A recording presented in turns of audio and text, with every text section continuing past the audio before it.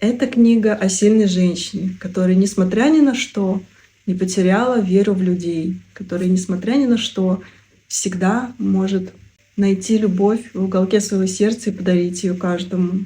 Эта книга окутана такой женской, материнской энергией. Если вы хотите почитать что-то очень нежное, обволакивающее, что-то, что подарит чувство материнской любви, материнской заботы, какого-то контроля от человека, к которому ты можешь обратиться, который обязательно тебе скажет: все получится, мы все сделаем.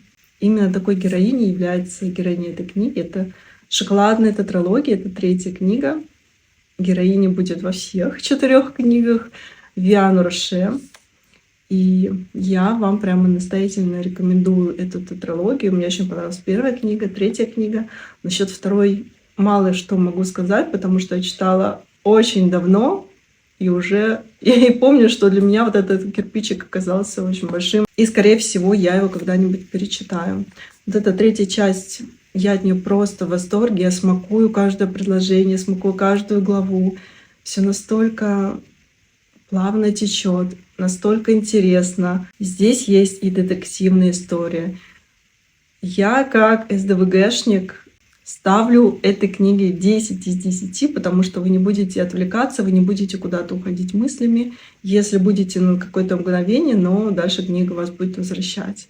Возвращать своей красотой, возвращать какими-то своими вопросами, на которые в данный момент нет ответов, но они вот-вот будут. То есть постоянный такой поддерживающийся интерес, эффект, а что будет дальше. То есть очень трудно закрыть эту книгу и пойти заниматься своими делами. Ну, если только вы хотите растянуть удовольствие, как это делаю я.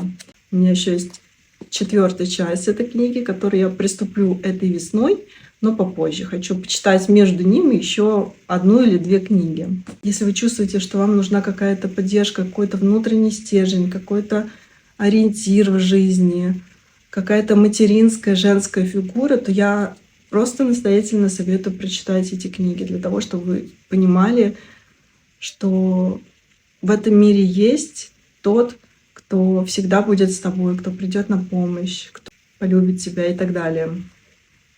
Напишите, есть ли у вас какая-то любимая книга этой тематики. Но я считаю, что эта книга уникальна. Я других таких не читала, поэтому я вам очень ее советую.